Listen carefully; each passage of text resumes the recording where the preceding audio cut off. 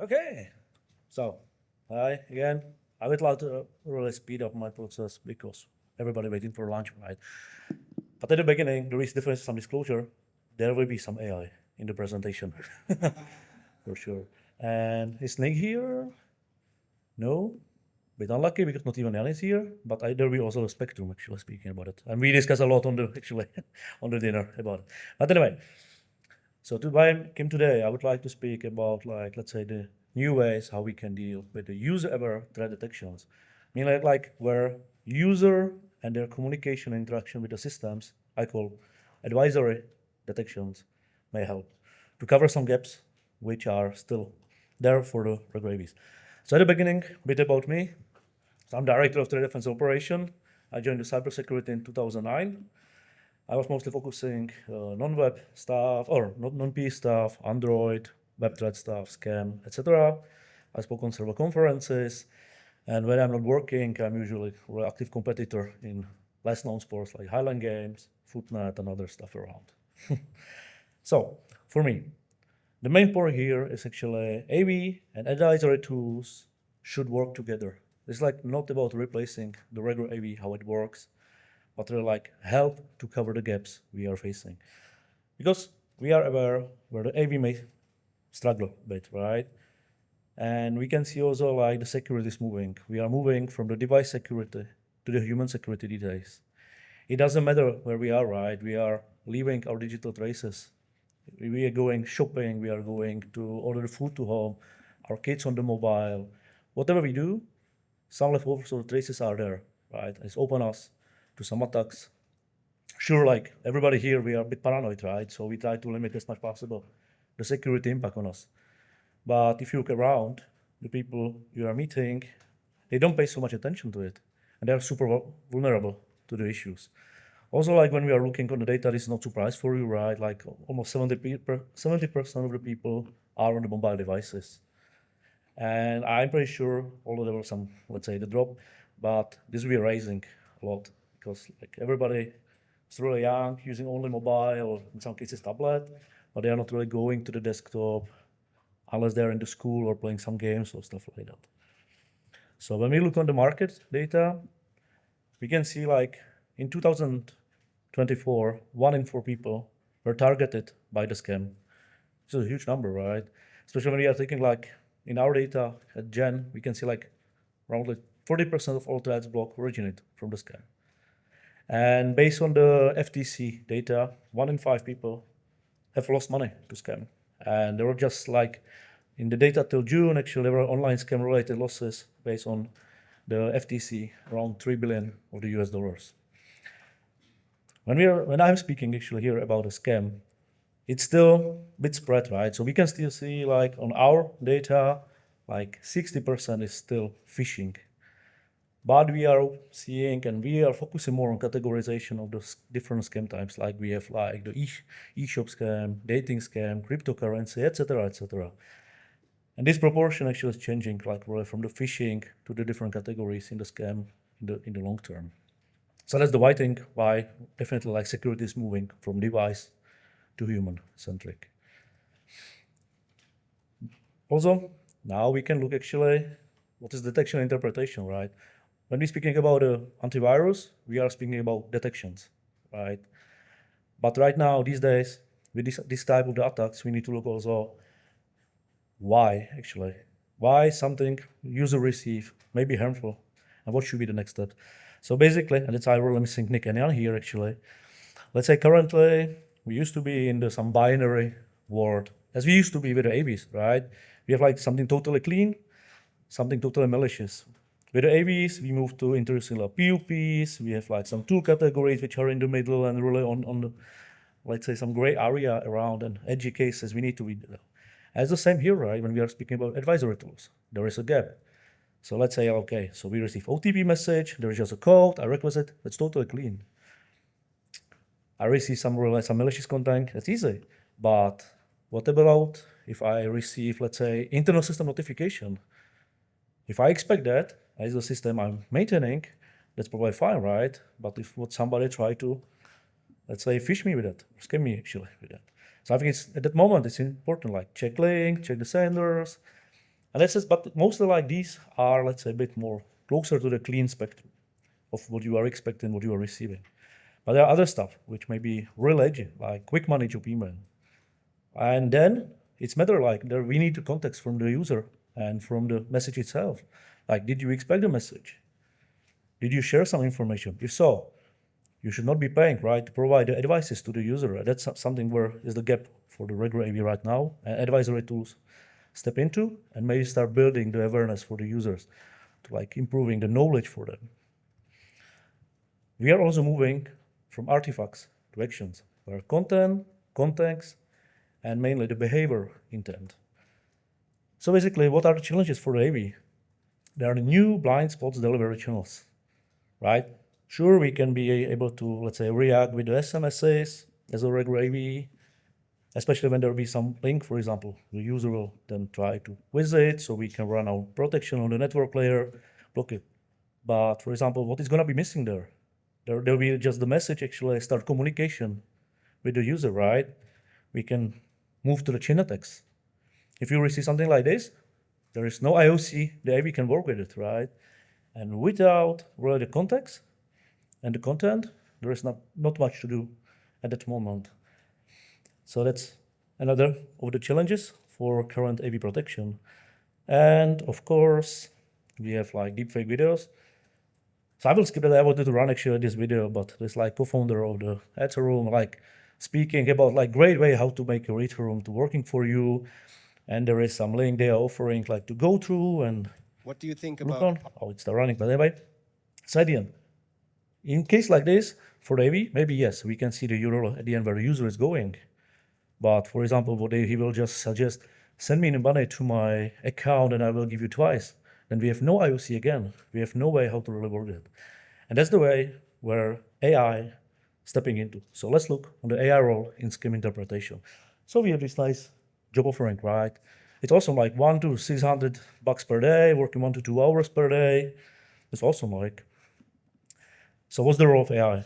We have two options. We can be already like sitting on the device, so we have access directly to text, or there are options actually to provide the user with a way like they can take the screenshot, go to some advisory tool, and start working then. So when we look on the AI, the first role definitely is analyze the message content and context. So it's meaning like OCR if needed, doing some filtering to get actually like the text, and be able to work with this text a bit further. The next step is interpretation of the patterns.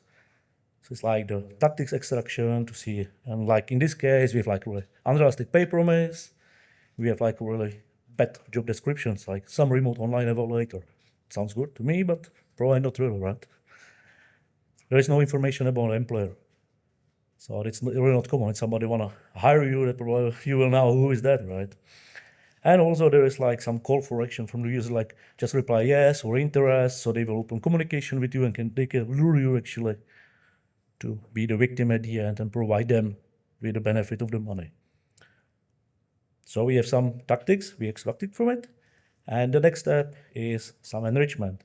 And that's actually where advisory tools have a huge benefit because they can interact with the user. So when we're speaking about a fake job, there might be the communication, like, are you searching at this moment for a job? Is there any reason why you received a job offer? Or did you sign up somewhere for job opportunities? And all this information, all this enrichment of the data can help the advisory tool to provide you the decision or with the advice actually, how to react at the end.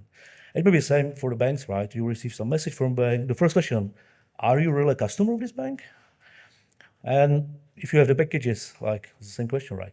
Did you order something? Do you expect that you will receive something? And this is nice, actually, even like at the moment when we're asking the user, it will make them at some moment stop and think, did I really? So we are trying also the way to break, let's say, the urgency or like we're following single steps because that's also the issue. So we have the data, we have, let's say, the tactics extracted, we have some enrichment from the communication with the user, and then we have some extraction. So it's combination of OpenAI classifier we are using, which is work well with the tactics and other stuff. We are combining the severity in-house models, which are built on the knowledge, The next part, which is used for us actually to be able to identify which category of the scam the user is seeing, to be able to provide them with correct advices. Because advice from the advisory tool for, let's say, the fake job should be slightly different than for fake dating scam, right? Because there is something totally different you are in. There is also like interesting, and that's exactly like collaboration. There is a AV backend included in the decision making, which allows you to do some fast scans when IOCs are included. There's URL, you can do some check on the current detections. It also offers you actually some, let's say, deep scans. So really visit, go to the site, crawl the information, check the content. So basically we are really putting together this information. And what we find really useful is also like include what the humans can do actually. Which for us is like overriding list.